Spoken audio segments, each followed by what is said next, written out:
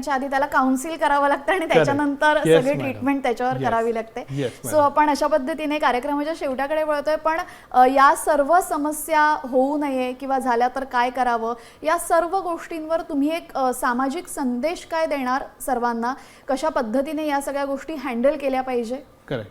So यामध्ये अगर शॉर्टमध्ये मला हेच सांगायचं आहे की एक आणि मोस्ट इम्पॉर्टंट चीज ज्यामध्ये आपण सगळे इथे एकत्र झाले आहे की याचा आपल्याला लाजायचं नाही.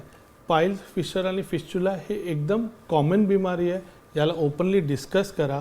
काही तुम्हाला प्रॉब्लेम असेल तर तुमचा फॅमिली डॉक्टर किंवा एक सर्जनला येऊन कन्सल्ट करा. दुसरा, यामध्ये लाज आणि शरम करून कोई मतलब नाही आहे. भरपूर लोक त्याचं ट्रीटमेंट टाईमवर घेतलं तर तुमचं रिकव्हरी चांगलं होणार. आणि इनिशियली घरगुती इलाज ऑप्शन्स अवेलेबल आहे, ते करून नंतर तुम्हाला नाही जमलं तर डॉक्टरकडे यायचं.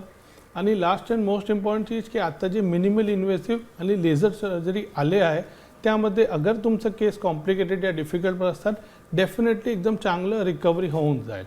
So there is nothing to worry in this. So याचा सार जर आपण म्हटलं तर सगळ्यात आधी आहार व्यवस्थित घ्या, फार विचार करू नका.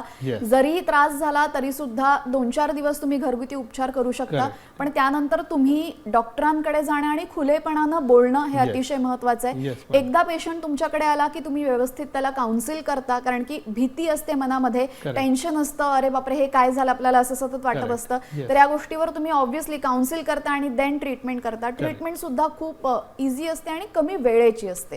त्यामुळे खूप जास्त आपण जे कापाकापीची फार भीती असते पेशंट्सला, त्या गोष्टी होत नाही.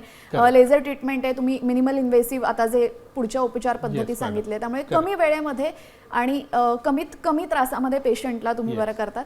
तर डॉक्टर लकीनवीरा, तुम्ही खूप छान माहिती दिली या सर्व गोष्टींबद्दल आणि ज्या काही भ्रामक कल्पना होत्या त्या सर्व होपफुली सगळ्यांच्या दूर झालेल्या असतील.